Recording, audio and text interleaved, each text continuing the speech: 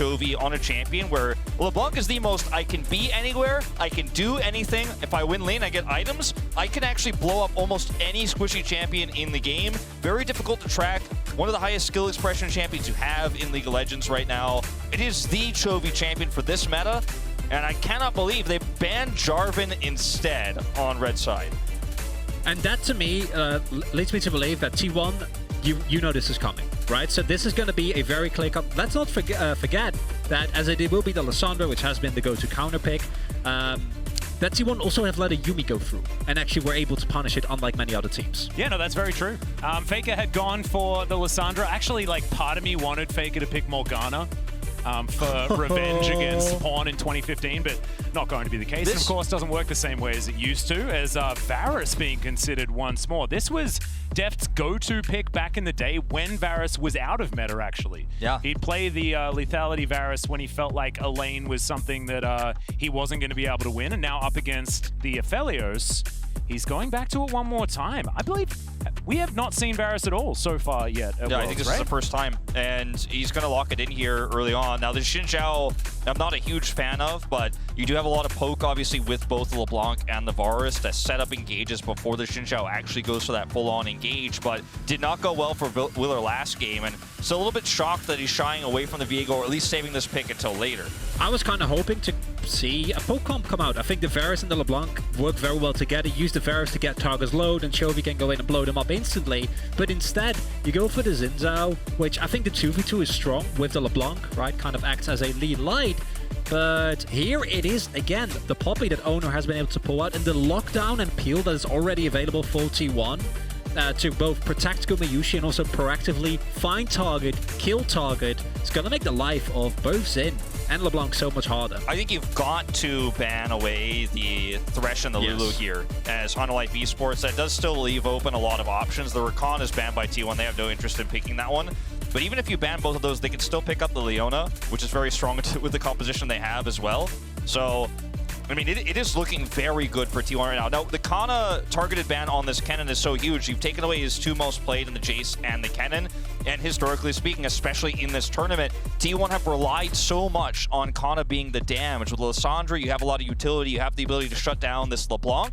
But you still need more consistent damage, and Canna on this Jace, or rather the Kennen, could have done a little bit of engage and damage, but you've taken that away now. Yeah, you've actually taken away his entire World's champion pool. The only champs that he's played have been the Jace, Graves, and Kennen, so he's going to have to bring out something new here, of course, still a lot more available, and in fact, the Poppy's already locked in. Could theoretically be a flex towards that top side of the map, but highly expecting Oner to play it once again, as he was so good on it previously in the tournament, as the Thresh, thankfully, is going to be banned. I'm thinking Gwen. I think that a Lulu-Gwen rotation here for T1. So good. It works really well. Gwen was a really big pick for Canna, even in the LCK Summer Finals. It's basically been his go-to outside of some of the major picks that we've seen. And this is a really interesting pivot, and kind of, to me, yeah, I'm really happy to see this, because look at what is still left of Morgan's champion pool, right? I think most picks that you might be expecting, think of things like the Renekton, think of things like the Oner. Both of these you completely fine playing the Gwen into. And if you look at the lanes that are already available for T1, you can choose to play towards that Gwen, or you can just leave her on her own. Canna has shown that he's been able to sustain himself without resources, scale into 2 items, and then be an absolute menace in both team fights and side lane. The Nautilus coming through here for Vsta, which is one of his best champions actually back in the LCK, is an interesting one because it doesn't feel inherently strong against what T1 is running. You can try to disrupt some of the front line with this, but it means I think you're going to really get outpaced in the mid to later parts of the game. You're not going to be able to have that much power roaming mid either. Now, I like it more when you do see this Renekton coming through, because now you have a lot of lockdown, you have a lot of CC and burst damage, but I think this is a pretty easy Lulu 5th pick here for T1 now. But with the Renekton, they pivot to the Braum, and you can't hate it.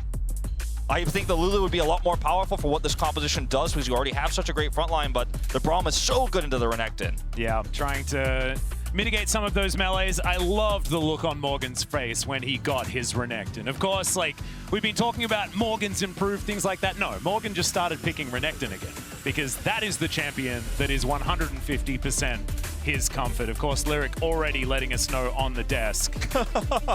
There's a team called WE. Yes, I believe there might be. They've been around for a while, as it turns out.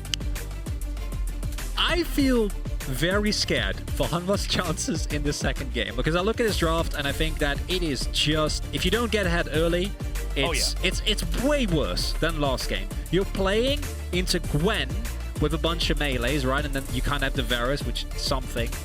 But he gets negated by the Braum. You have lockdown in the Lissandra. You have engage in the Poppy, as well as a lot of tankiness between those two champions. And you have Gumayusi's Aphelios yet again. Yeah, do you know what it looks like to me? It looks like the draft on Hanwha Life's side was a pop quiz. And T1 got all of the answers right. It does feel that way. We're locked in. And I think the Poppy is just so powerful right now in this meta. It's strong against LeBlanc, very survivable. Obviously, the dash being a bit of an issue there for Chovy.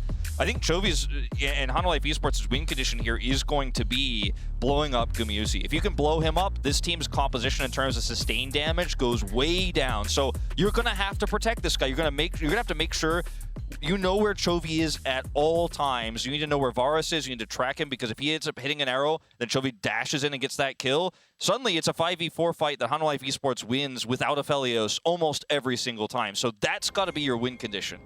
Even then, I think in the late game, once Canna has 2 or 3 items, that is not enough anymore. Like, that, you still need to take into account how much damage this Gwen is going to be able to do. Looking at the champions that Hanwha Life have available outside of Chovy, dealing with that Gwen later on is going to be such a nuisance. And Hanwha Life, first 10 minutes, better get ahead in every lane. Yeah, let's see whether they can do that as we are onto the Rift for game number 2. Yeah, I'm just thinking about this from Deft's perspective after 20 minutes, and that is a game that I don't want to play. No. Personally, you don't have any mobility at all, and T1 can jump on you from almost every single angle. It's very, very scary. And also Braum. Yeah, no, there's no good news. No, it's just Renekton bad can get news. kicked out of the team fight by Oner.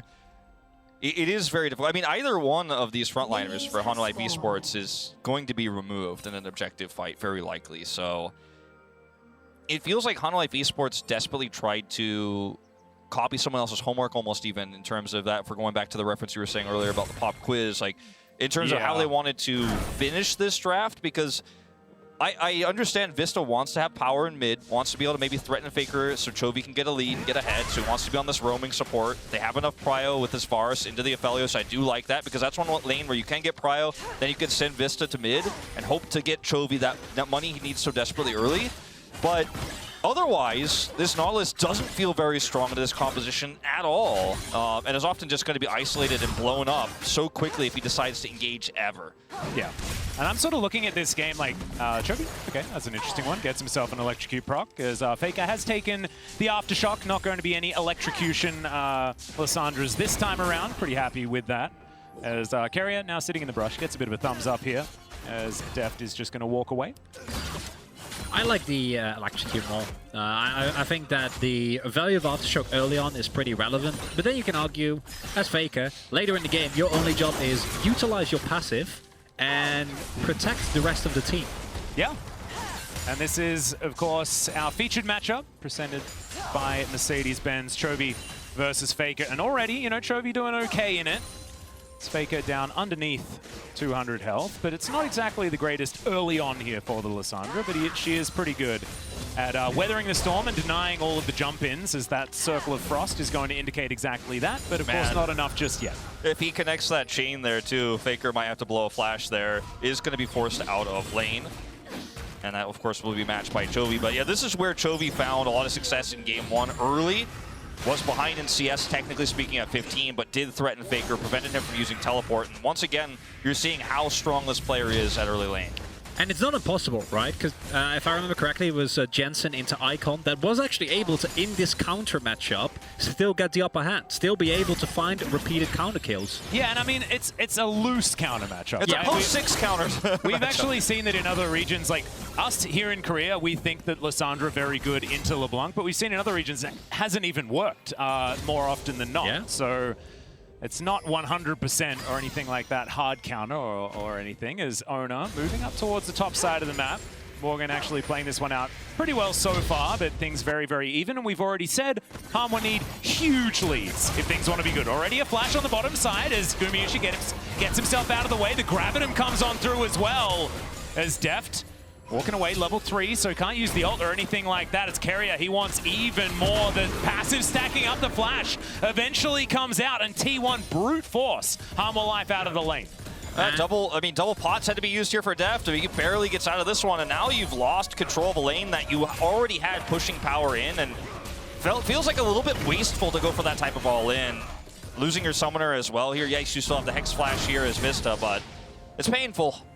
One upside here is that if you can set up a play or maybe a possible dive around Gumayusi at some point, now that the flash isn't available, that might provide you a little bit of counterplay, but as a whole, probably going to be the same story which we've seen throughout the entire tournament, which is Gumayusi gets Aphelios as Faker. Yeah, gonna have to claw his way out, and he does so. But Chovy once again with a lot of control on the wave. And now, if Faker goes home, it's going to be a lot longer before he makes his way back to the lane, as Vsta also unlocked on his way back in after having to blow that flash bottom side. So the type of play I was talking about with this Nautilus that we see from Vsta all the time. It's something Keria loves to do. Effort, of course, from the LCK, very famous for doing this on the Nautilus, where if you have something like a Varus, you can keep that lane pushed, you have the prio, and then you just come up mid, and if Faker is not here, obviously you don't look for the pick, you just help push the wave up and grab some of that extra CS. So it's being nice here for Chovy. We'll get a free back as a result.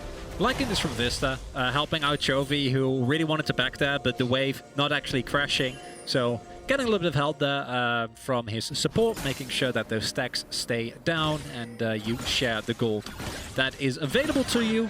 And again, Canna not really getting any resources, really a big switch up that we've seen here in style from T1.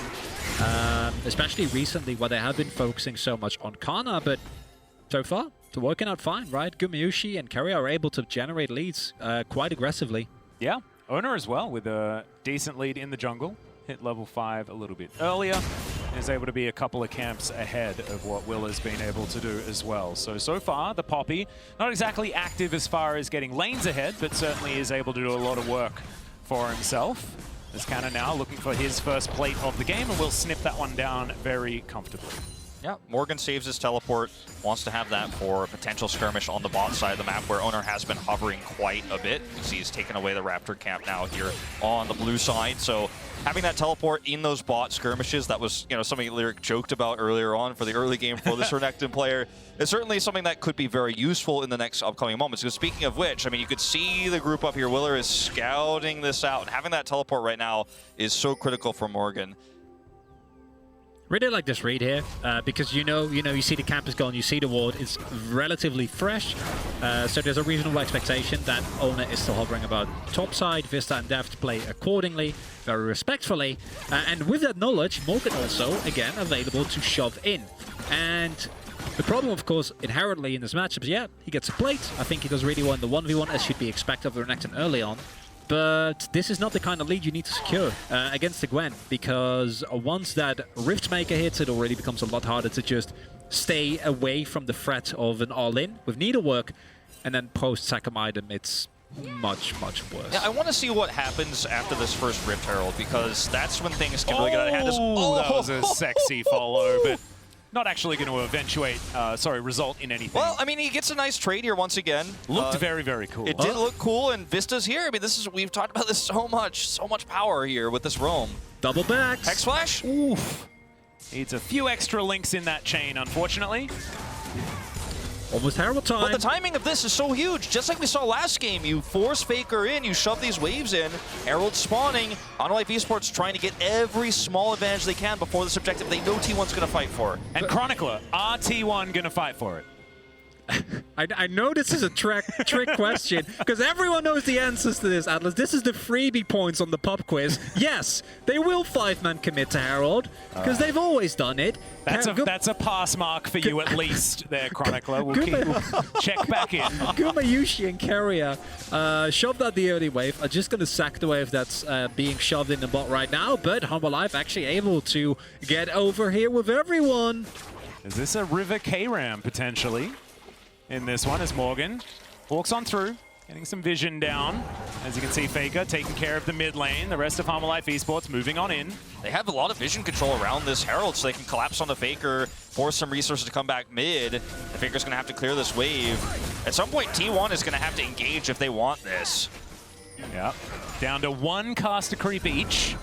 They are both going to be cleared out. Both of these wards also dying at exactly the same time. Both of these teams doing almost exactly the same thing. We'll see whether an actual fight is going to break out as Hanwha Life remain in control as far as vision is concerned on the Herald. You have teleports. Yeah. Just send Canna to bot to actually exactly. catch the wave. Stop letting the wave die. Yeah, I'm actually sad also too that T1, well, I mean, looks like they're going to commit to this, which is very, very greedy in terms of positioning here. Faker has to be so careful. They're just going to straight up start this.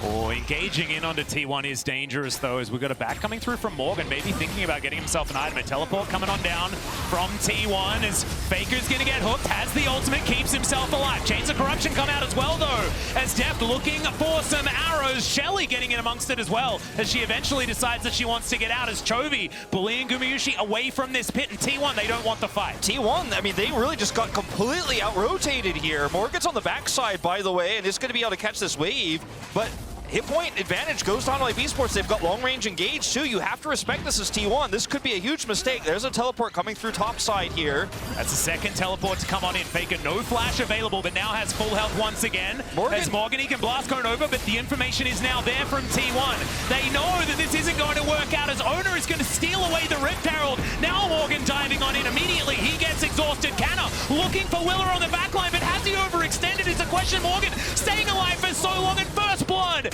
goes to Faker. Chovy gets smashed into the wall at the back of Shelly's pit, but does make his way out. Gumayusi trying to get him, as they're not going to fall for that funny business. It's a double kill for Faker, and T1 a huge lead in the early game. It would not be an LCK quarterfinal versus LCK v LCK quarterfinal, but we're going to have crazy extended fights here on the Rift Herald, and I got to say, T1, it looked risky, it looked really greedy. They were there with low health points, but when they put that ward over the wall, I think it was Faker who actually hit that blast cone to keep Morgan out. That was the turning point. You push Morgan away in that moment, he can't come in on top of everybody else. Faker teleport to the top side of that fight at the beginning was really scary, but they ended up winning the fight at the end of the day, and so much aggression, so much all-inning from Hanwha Life eSports. Chovy's not able to get the kill on Canna, who's now going to get a ton of extra gold on the top side of the map. And here in the X replay, Look at this blast cone. I think, yeah, this blast cone is really, really big. I think in general, just again, the limit testing that is being found here by T1 is incredible. Like, look at how confident Canna is playing. This is some needles, but the amount of damage that he soaks is up to the very limit. Gets healed by Guma once he goes back into the rest of his team. Barely stays alive as Chovy goes in, but in the end, it's T1 that's standing. My main issue with this fight is not how well it's played out, because I think both sides did well, but why did we stand there for 2 minutes as multiple waves were just being thrown back and forth in that bot side? Not necessary at all. However, like last game, the fight I think was played out nicely by both sides, and the end result, T1 is the one that are very, very happy by the end of it. I think the pessimistic LCK caster take on this is not a good look for our region, but you know what? It was certainly flashy, okay? No, it was beautiful. Dad Wolf makes his return to the world stage. I like it.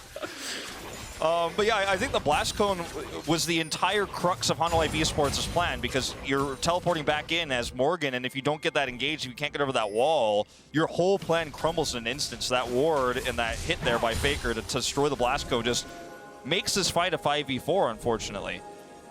So we're going to see a bit of a support battle here on the bottom side of the map. This Drake is the next objective to contest, and right now, Faker has control of the mid wave. Oner's got the faster rotation. Yeah, Deft actually going to have to cleanse very early on in this one just to get rid of some Winter's Bite slow. As the ult does go wide there from Keria, was expecting him to walk into the brush, decides to take the long way around, but it doesn't really matter. They get the cleanse, they also get more plates here.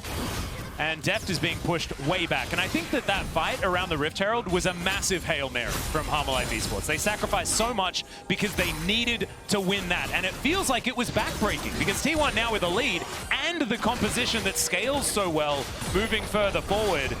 Hanwha Life eSports very quickly running out of options this game. And trading even here, like, yeah, maybe Morgan, you know, is able to pick up the extra plates compared to Gumayusi, but it's, who does the gold go to? Yeah, sort of trading even, but not really, right? Because you're splitting the gold in a Renekton versus, I mean, Gumayusi's getting all the money. And even if it was favorable, you're still scaling worse. Yeah. So, like, even trades or slightly favorable trades are still bad trades.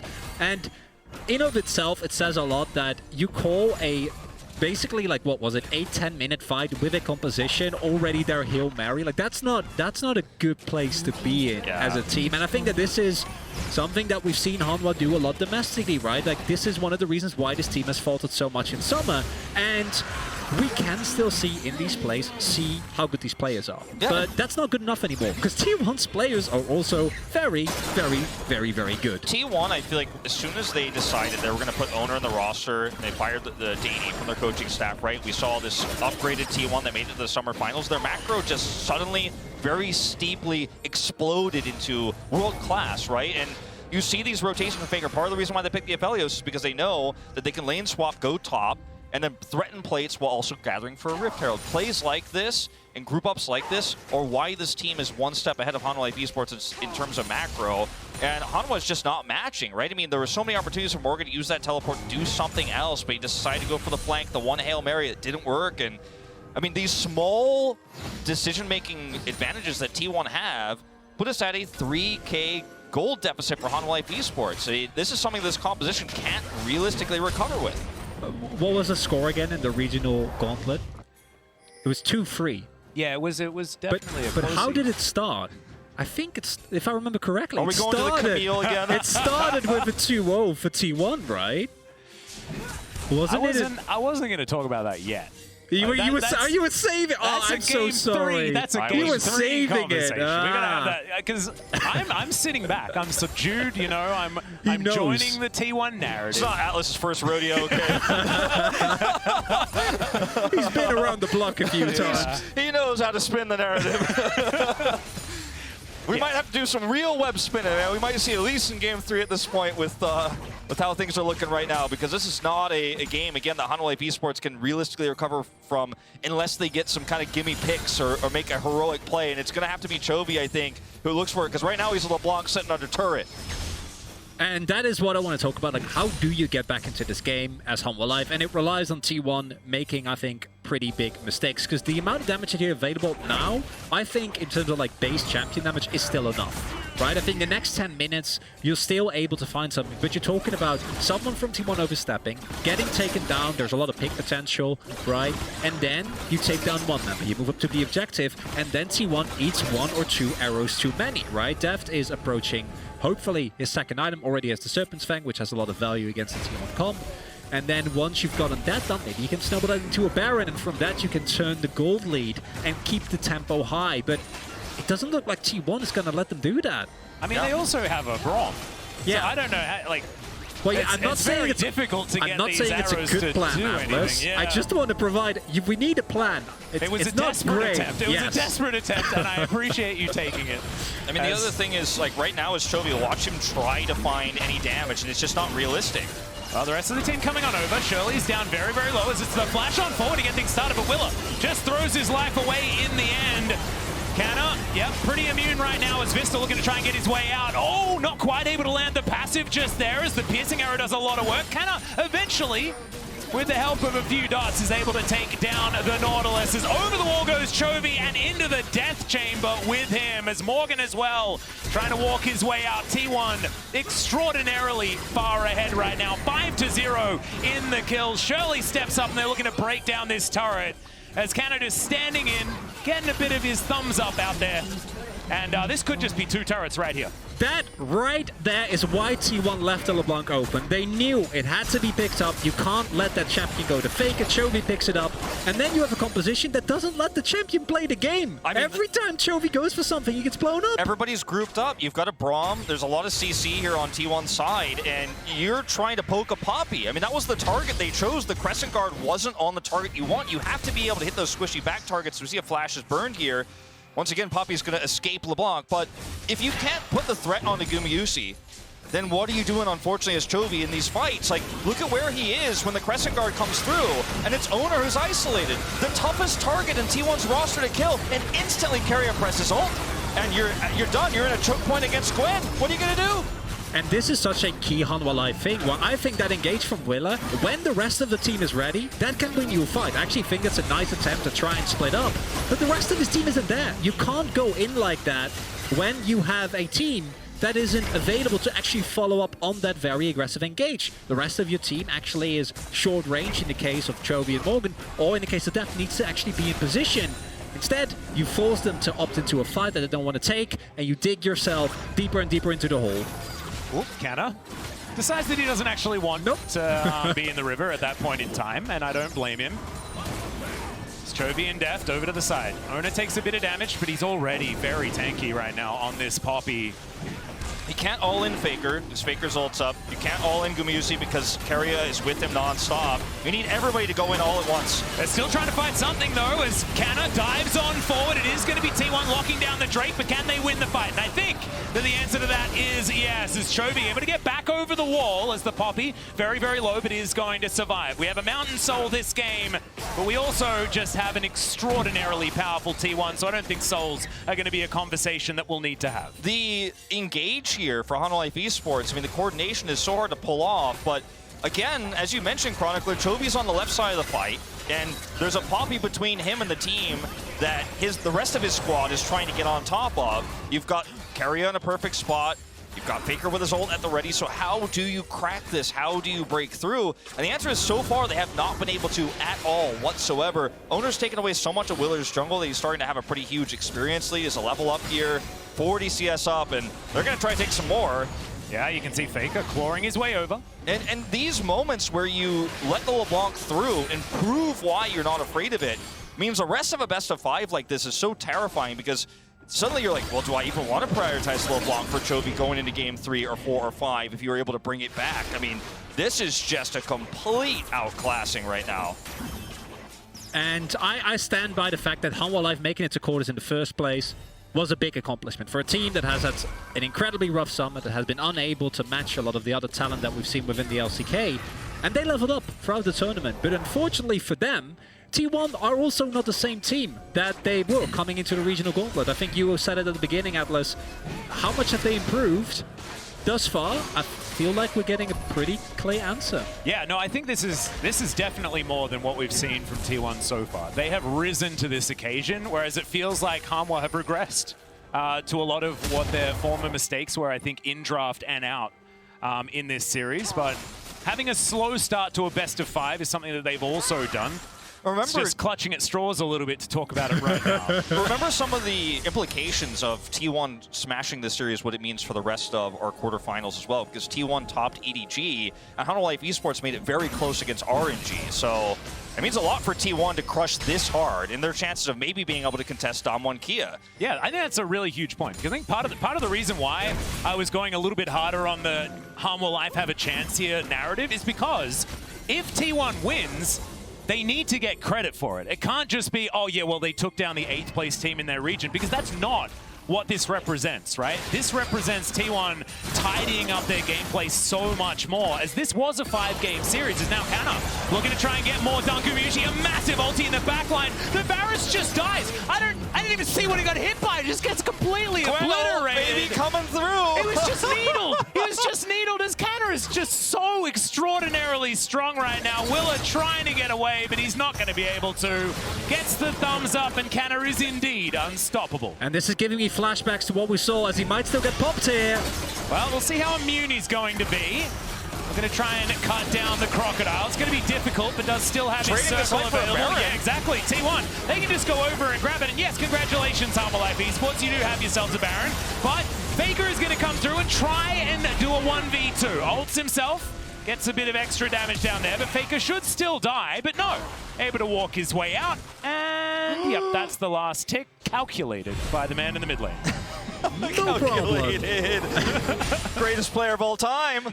Yep, that's 100%. He knew that was going to happen. Yeah. He could have also just not teleported, but I think the idea is, okay, well, there might be more players coming. Let it go, Wolf. Let it go.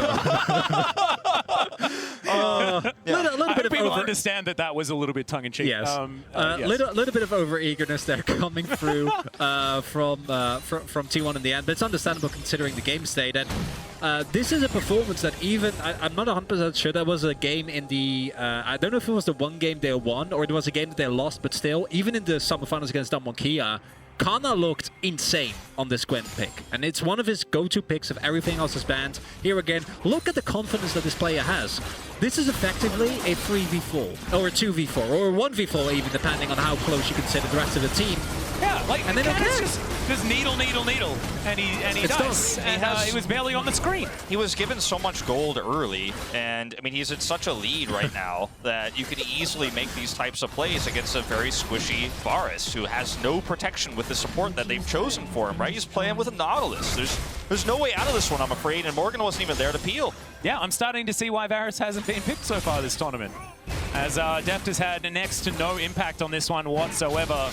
T1 continuing to push their advantage forward, though, as the Claw is threatened there by Faker, but instead they're just going to take this turret. All just standing in the mist alongside Canna, as Oner just playing defense, and he can certainly do that. Still has the ulti. He can just helicopter them away if he wants to. Airlift, as we like to call it. I mean, this one's all over but the crying, I think, in the second game.